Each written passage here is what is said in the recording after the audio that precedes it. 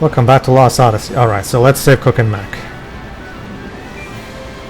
The Aurora board trainee Ellis. So, Well, hopefully we can save someone, since pretty much almost everyone else is dead. Couldn't save the king. Monsters, couldn't save his even kingdom. here. Look, Oh my Kaim, God! It's Thief. the wall's freezing over. It's dangerous to stay in that cold for too long, even for us. It's not automated. At least there's no choice. We'll have to fight it. Okay, so the gimmick of this this is kind of a mini dungeon. Kind of the gimmick is that the ice is coming in, so we need to hurry and get to our Cook and Mac car. Oh, ice spiders, magnificent. Mm-hmm. Joy. So we're literally fighting Thief by the looks of it. Well, actually, if this was the Thief and Lassie are like crystallization rather than ice necessarily. Yeah. Oh, similar look and all that. Sure. Like the bipedal one especially looked like one of the Husky Thief from 13. Mm-hmm.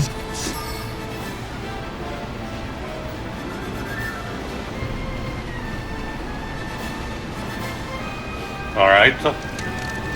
On we go. yeah, come on, let's go, damn it. And there's no time to waste. But yeah, otherwise we'll freeze. Of course, for the Superman of 64 course us. we have time. Of course, the moment where we need, when the tension is rising, we need to have the box dungeon puzzle. Sure, why Hey, not? Just Immortal. jump over them.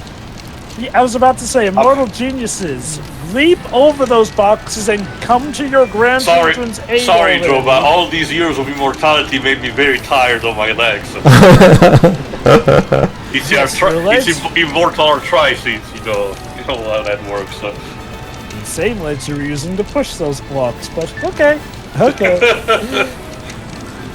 I'm not the immortal who's lived for millions of years, so who am I to say? Mm-hmm. How big is this train? Good grief. Usually, well, that's how it Well, works to be in video fair, games, Joe, yeah, I mean, train levels tend to be exaggeratedly long for the sake of giving you enough of a good yeah. pace. Remember, Uncharted 2 set piece of this I'm too. only pointing so. that out because from the outside, that train didn't look as long as this dungeon is. True. Again, I mean, it's conventional for the sake of again giving you enough of a pace, because even other games that had something like this, like the initial level Resident Evil 0, tend to do that. Okay, I haven't actually counted. But like so far, we've only seen 3 carts. I mean, Carriages. It's 3 carriages. Like, how many did you see on the outside? Like, because I didn't even count them. I need to see it again in cutscene. I feel like the train was just actually one long quarter. No, two or three cars. Maybe. It was the one that Kaim and Sarah were piloting. The one that they boarded with SCWRM was actually longer. I don't remember how much, but it was actually longer. Yeah.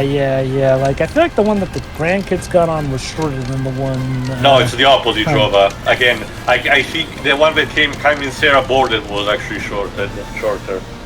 I would probably need to look back, I guess. Alright. No, it's not the worst one anyway. I was mainly joking more than anything. Alright, more block puzzles. Oh, don't you dare talk about my boxes. I love my boxes. So this one you have to think more ahead on how to get through. That's nice, James. But do you even have any time to play with those boxes? Also, Jova, it's because if you hear the crafting of the ice, coming, so... Is there like a time limit? Like, if you take too long... Yes, the ice that's coming for us, yes. Again, that's what the sound mixing is for, it's slowly going in. And it's not necessarily just for you, but also obviously for Cook and Mac. Ah, cool. So the gameplay mechanics actually respond to that. I was wondering if that was strictly just a story thing. You'll see. You'll be able to see for yourself in a moment.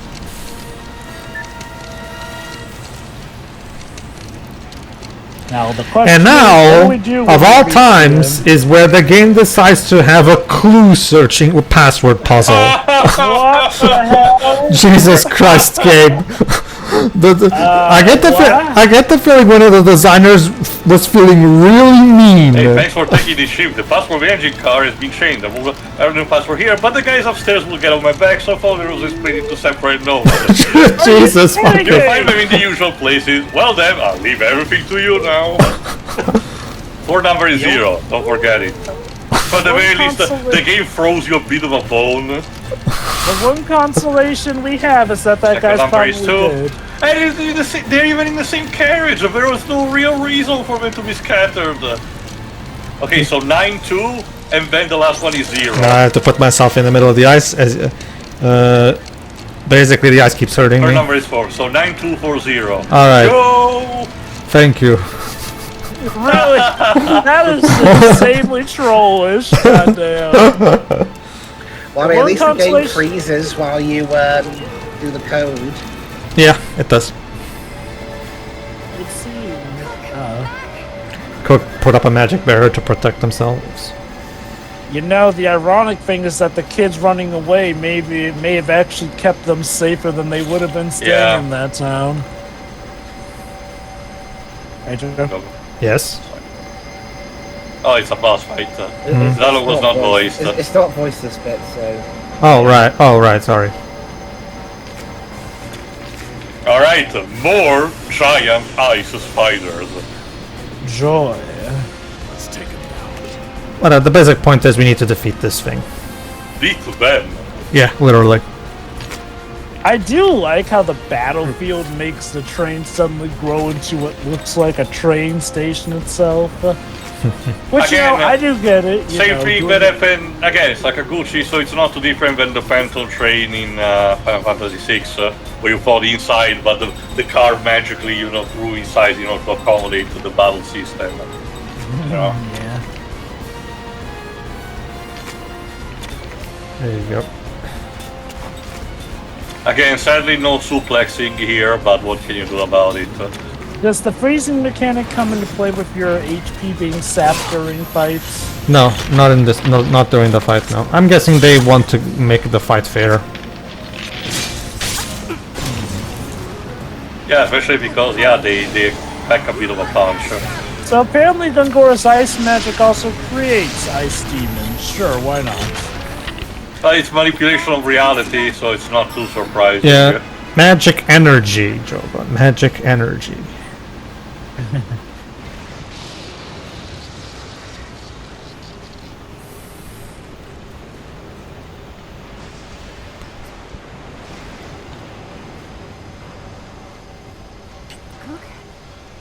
Meg, it's all Knock, right. knock. It's me, Sarah. Kaim's here too. Kaim? Sarah? You can come out, you two. It's safe.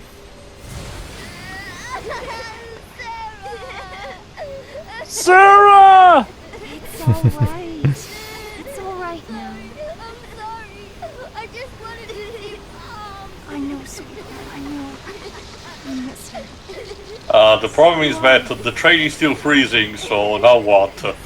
It's still freezing and still running. Sorry. You had us. Well, I mean, we were the ones that just left you, because... Yeah.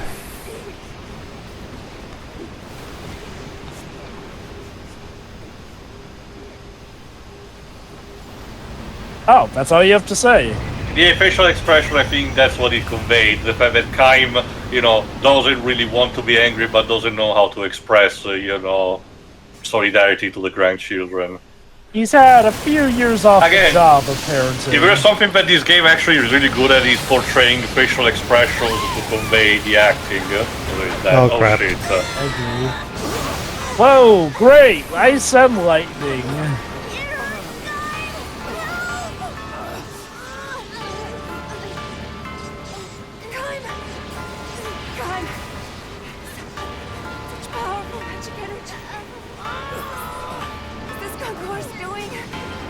No, I'm sure it's just the other evil wizard out there. Get this, Jova. What? Hold on, wait for it. I'm not so sure anymore. What? Don't worry. That's just him, like. Not being sure. Losing your memory will be the least of your worries. Yeah.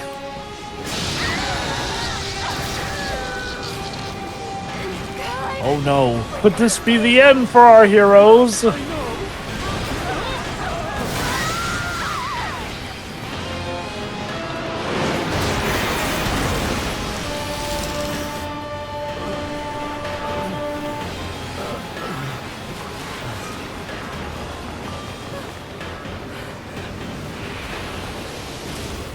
Sarah! I won't let our grandchildren die! Sarah, what are you doing? No! Stay back! No! We're coming with you! No! Stay where you are! We are not seriously about to split up the party again. There you go. What We could just the- got back together only to split them apart. Well, again. does it's either this or put them at risk. Also, Unlike Sarah and Kaim, they're not immortal. So. Oh, yeah, yeah, because they won't be at risk standing in the middle of a frozen train track with no way to get back. It's a better chance to be actually frozen since the train was going through that direction. It's the least dangerous of the two options, Dwibs. I mean, what else can they do?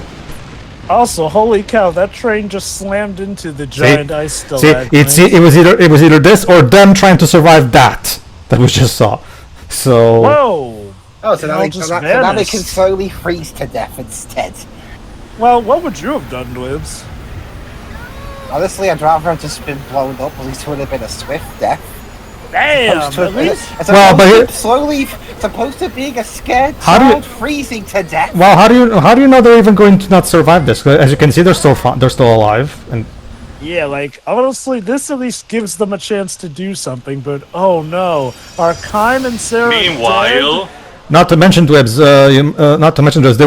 they were all panicking, and Sarah made a decision in the heat of the moment, obviously without thinking too much.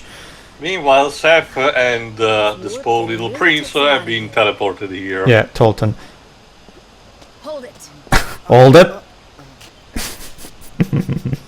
Or Remember dude who's is probably. immortal here. Great. We're at the site where the magic energy was detected. 2 people found, a man and a woman. I think I recognize this voice actor too. Raise your arms and turn around. What? How dare you be so insolent to your king? You're the one. Yeah, about that Tolten. Let's just say Gongora did something while you were gone. Oh, let me guess. He probably foresaw Tolten supposedly surviving. Remember, according to Gongora, Tolten is dead, so they don't believe him. So. Although, haven't they met the guy? So what is their inclination that it's somebody but just an impostor? Something's not right here. Oh shit. I mean, let's face it, Jova. Why would these guards doubt the word of Gongora? I mean, he is such a nice, benevolent man. he's such a trustworthy fellow.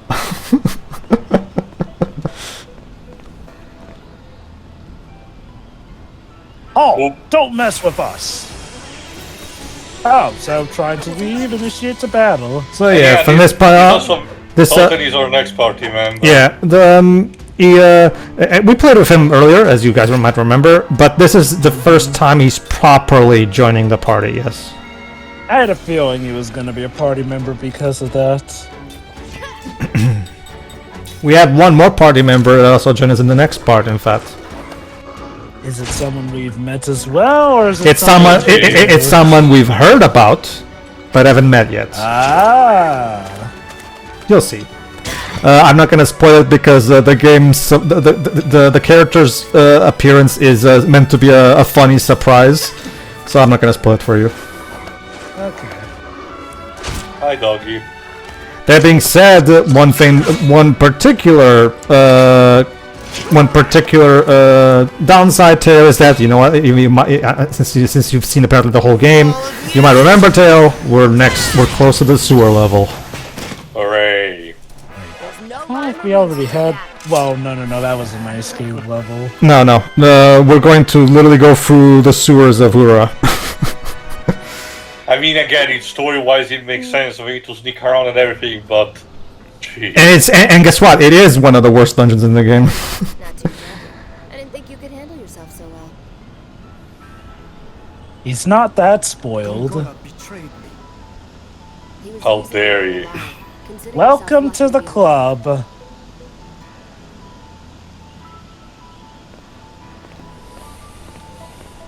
are you standing Okay, around for? so Come on. Me? I'm sulking. You're a wanted man in these parts. Standing around like that's gonna get you killed. So follow me, and we'll escape from the Well, city. If I stand perfectly still, no one will see me. Okay. Alright, Debs, you're playing Tolten whenever there's a non-voiced line. Okay. He has... Okay, I'm not sure if it's meant to be a British accent, but it's kinda British-ish of sorts. I forgot that. I already mentioned who voices him. I don't know.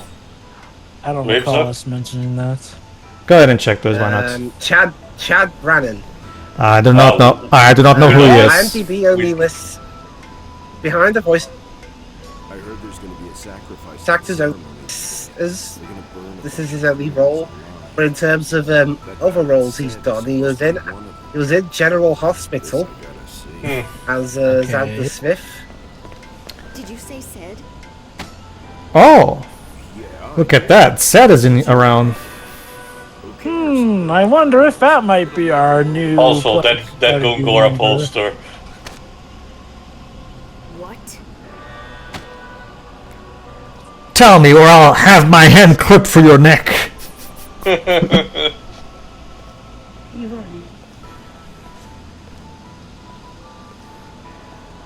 are you so agitated all of a sudden? Long story, Tolten. You're drawing too much attention.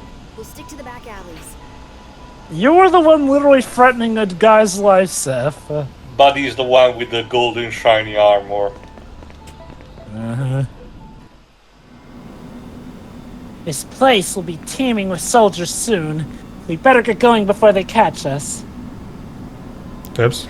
Yeah, I think this is his only video game role. Go? Where? Where can we go? To the sewers. Where do you think? Gongora's inauguration, obviously. We're gonna crash the party. That's going to be held in the Royal Palace. You can't get there from here. These kinds of secret corridors are actually a lot more convenient than the normal roads. Come on, you'll get left behind if you don't hurry up. Alright, so now we're going to channel our inner Sly Cooper, and we're gonna try to make our way through the rooftops. Alright. Sounds like fun. That actually reminds me, tangentially. Hold on, maybe there's other dialogue. Yeah, Hey, There they are! I'm pretty sure that gun was the North. If I recognize the screaming. But yeah, He is speaking of the credited as an additional voice. well, there you go then. But speaking of the rooftop thing, that reminds me because I did some. I only replayed them recently and watched some stuff. A couple of parts ago, quite a few actually now. Again, I was pondering about the whole debate about where the whole following an NPC slow mechanic started, in this, or at least to popularize it. And I can safely say at this point that our culprit is the Assassin's Creed franchise. Because holy shit, I forgot how slow they are, and they have this mechanic constantly everywhere. Is that the first game? Well, actually, I haven't played that yet. No, I'm asking which of the Assassin's Creed games started it. The first one, the second one? If it's not the first one, it definitely is 2, because 2 already has it. So I don't know if it started with the first or the Ezio games, properly popularized it. But I can tell you that it's all over the place there. The controls itself are very clunky. But again, the general pace of the game is very slow, and that includes also the whole follow the NPCs, as we explained to you. But it's not a cutscene. And as lest we forget. The franchise was very popular not only in the West but also in Japan. Let's not forget, we had stuff like Altair costume in Metal Gear Solid 4, 2 different types of collaboration for Final Fantasy, and Ezio appeared as a guest character in Soul Calibur 5. And I'm pretty sure there were other, examples like that. So I can imagine the popularity of Assassin's Creed is also what led to the practice. Allow me to remind you, I don't know if you guys know this, but Hino is an Assassin's Creed fan. There was a PlayStation blog post a few years back that interviewed him about his favorite PS4 games on the PS4. One of them being Dragon Quest XI, of course. The other one being Witcher 3, and he also mentioned what was at the time the latest Assassin's Creed game. I forgot which one it was. Which is probably either Origins or Odyssey, I guess. In terms of, well, mind you, those back then, those skewed more the stealth mechanic in order to be more action RPGs, sorta open world. I still believe. To your home. Well, this is an RPG. That's basically status quo. Oh, Lord Tolten, you're still alive! Yeah, His name is literally faithful servant. Yeah. And you are? Also, the blurry. I was one of the humble servants of Ziffa, our previous king, but then I got fired. I doubt you remember it by this point, but I was honored to meet you several times as well, Your Majesty.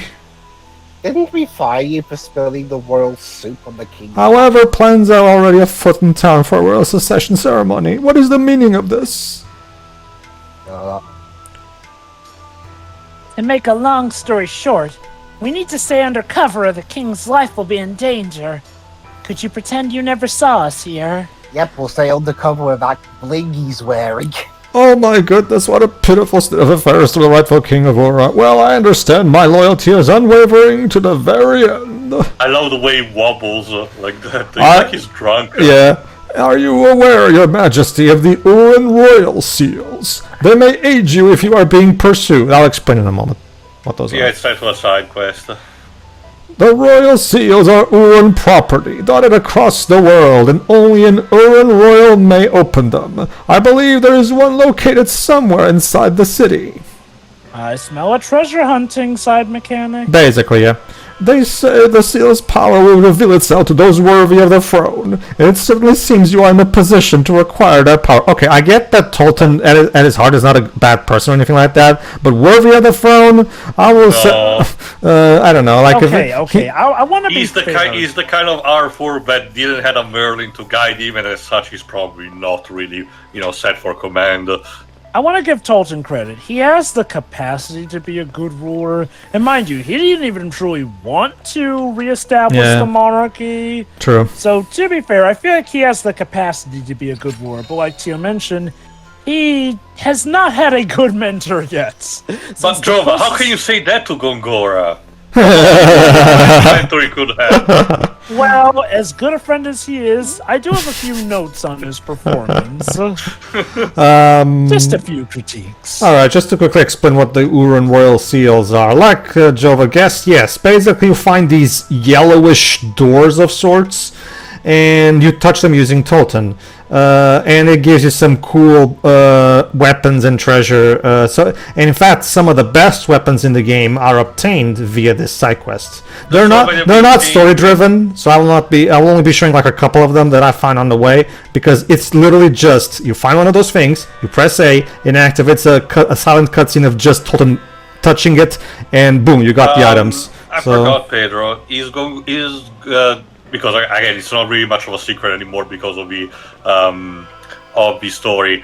But is Gongora's diary also unlocked with that, or you just do it normally? Oh. Because you need to return to his apartment, but I don't remember if it's unlocked with Tolten or not. No, I don't. I'll have to go back and check. When it comes to the seals, but yeah, you actually have seen in front of the game, Jova, the swords that Kaim and Seth have been branding in the gameplay, those are the ultimate weapons that you can. They're golden in color. Okay. So normally, mind you, the idea behind it is that since they're royal treasure, normally only Tolten can actually wield them. However, there's a skill. The immortals can actually have the copy ability, Exactly. And this applies also to weapons. I was thinking that Tolten's weapon looked a bit similar to the weapons you've been having your melee. Here we go. There we are, ladies and gentlemen, the sewer level of Lost Odyssey, and it sucks too. I will say, at the very least, they did the bare minimum work and make it slightly appealing to look at. I don't know. Compared to your average sewer level, there's definitely less shit throwing around. I guess. I guess, although the bar is kind of... But yeah, and if I remember correctly, in true sewer level tradition, the entire gimmick is about raising and lowering mechanism and the water level. Yeah, although I will give it credit, it's better than the sewer level in Final Fantasy VIII. Because at least, this game, this sewer level, the level doesn't. Okay, it's still easy to get lost in here, but at least there's more to the dungeon itself. Like Theo said, you have to raise and lower the water level and shit like that, and get switches to open gates. Whereas in Final Fantasy VIII, you literally were just stuck in a maze with no map and no way of knowing. Because again, at least in this one is still relatively easy to get lost if you're not paying attention or if you get distracted. But at least the individual rooms look different. Honestly, for the most part. Whereas remember in Final Fantasy VIII sewer level, every room looks the exact same, copy pasted. Yeah. So it's very easy to forget where you've come from, like where you've been, where haven't you been yet. At least, so yeah. Now, obviously, that's like one of the most worst of all time sewer levels ever. This one is like more like on the middle part of the bad spectrum. Go on. Honestly, Final Fantasy XII had an understanding on not to make tedious for, if you wanted to play the main story, because some of what are technically, when it comes to frustration, the most tedious dungeons in the entire game, when you actually have to track them through story reasons, they actually are, streamlined in a more, linear fashion, so, you don't get too annoyed by them. And it also includes the sewer level. However, like I just said, when you actually want to revisit them for side quest purposes, that's when they reveal actually their true colors and they become, absolute bastards. And again, that includes the sewer level. So if I recall at the very least, if you just wanted to play the story normally on your own, at the very least the game had a bit of mercy back then. So if I recall correctly, you're doing this on a New Game Plus, so essentially all the items that you can get from the seals you already have collected, yes? Yes. So does that mean that you won't really be showing off us finding the seals? I'll actually show a couple of them, so you'll be able to see it's one of those cases where you just find the door, you just see a cutscene of Tolten touching it, and that's it.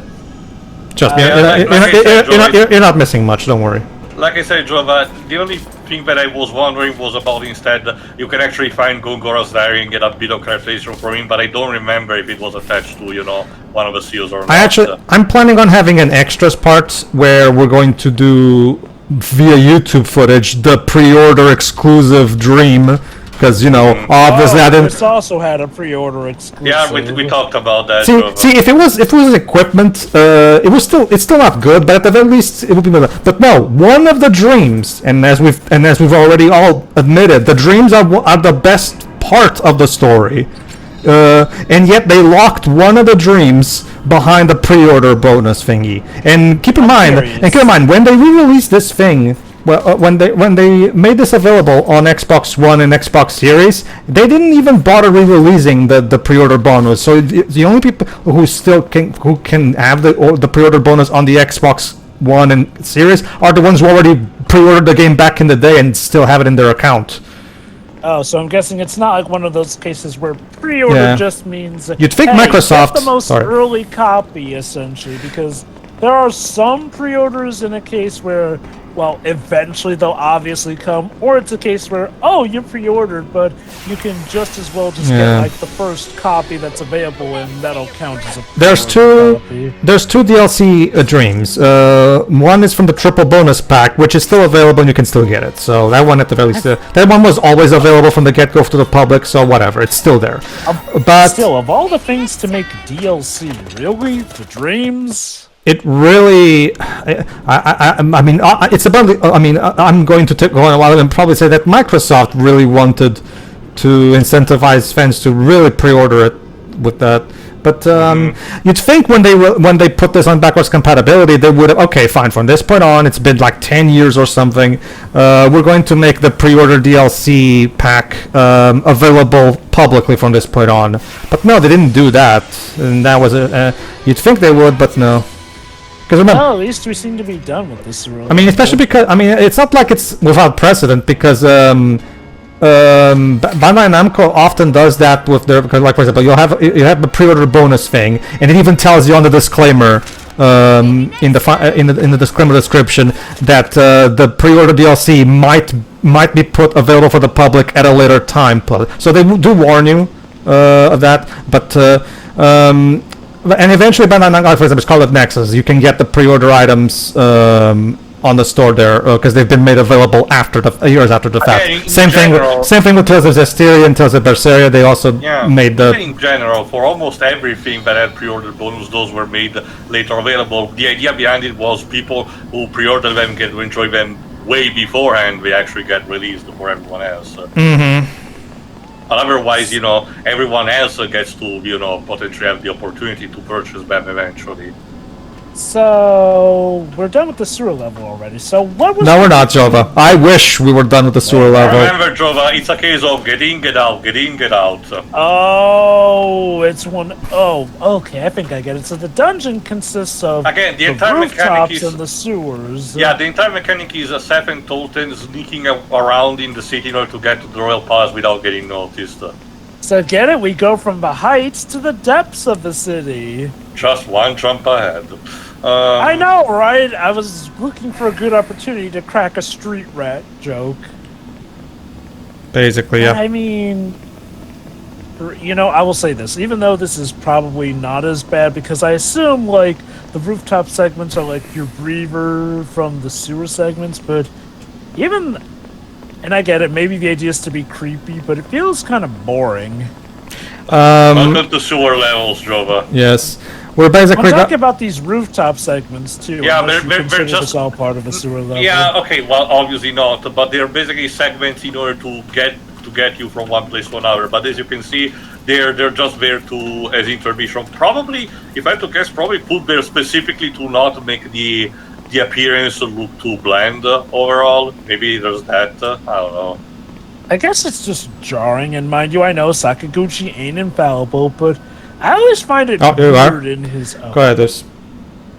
Uhra royal family crest. Could this be the royal seal? So I'm guessing you also can get, like, special scepters, which, if I recall correctly, that's what you give all your mages. Yeah, basically, weapons for everyone. Royal seal broken. Oh, fuck, I broke it. What happens if you've already unlocked something from the original Royal save seal. file? Duplicate Seal stuff. that a king must endure to be crowned. Cool. The one who releases 8 seals and obtains 7 treasures shall challenge the Uhra king's ordeal in his land. I'm guessing the 8th seal must be the diary if there's only 7 treasures. Royal tradition. I always thought it was a legend, but now I've witnessed it with my own eyes.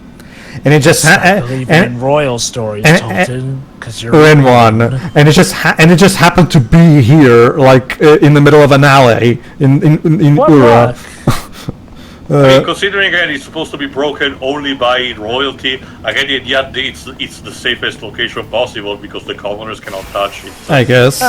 It's funny it's funny that you described him as an Arthur without a Merlin because the seals that can only be done by royalty.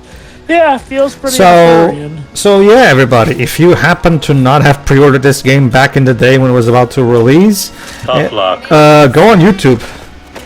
And I have. It's really either that or get a PDF. I'm pretty sure you can find them online. No. The Lost Odyssey wiki has all the dreams there. Basically, the problem is that remember, Teo, one of the big parts of the dreams is also the visuals and the music. And the music. You can read them and they'll still work as stories, but the music and the visuals behind them also do help with the storytelling. Konami did something similar to that for the PSP, where they released 2 different occasions of motion comics, one retelling the story of MGS1 and one about one of the Silent Hill comics. Someone did save the images online, but obviously they're stills, while motion comics allowed the image to be more in movement. So there's that. there are many things that I can stomach. Pre-order bonuses have never really been one of them. At best, they're incredibly misworded because sometimes pre-order bonus can just mean, hey, get the early copies that are available. You don't have to pre-order and you'll still get them. Or pre-order in that, yeah, they're pre-order, but eventually they'll obviously come to the game. At their worst, though, they are essentially aspects that are meant to force people to buy a game, even if they would rather, sit back and wait, to hear if it's worth buying, essentially. It's a catch-22, Trevor, because the idea behind it is that, yeah, you kind of want to incentivize the idea of the customers pre-ordering your product, so you want to give them a reward of sorts, but you run into this exact problem that you mentioned. Either you make the reward too palatable, and as a result it feels like you're cheating towards, regular customers, or you make it insignificant, thus, making it not really worthy to begin with. So it's a very no-win scenario. I think a better thing to do would be to just make it that, hey, you'll get these rewards earlier, but they'll be guaranteed to honestly, come Jova, eventually. it's actually very easier for some actually doing it, what I'm about to say, but hold on. Gongora, what are you wearing? What? Also, is he A-posing? They went to the Star Wars prequels school of outfit design.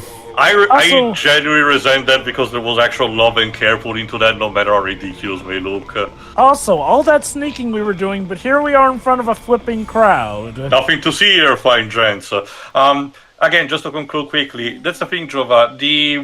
Some companies are doing, but honestly, the better solution is to make the pre-order bonus being access to the season pass. You're gonna have to, buy it anyway if you want to get the DLCs, possibly in one go. So it's probably the best incentive, if you ask me. Mm-hmm. So basically, just add it to the DLC, essentially. All right. So see you for the next part already where we do the sewer level proper. Hopefully. See ya. Oh, goody. See ya. Oh boy, see ya.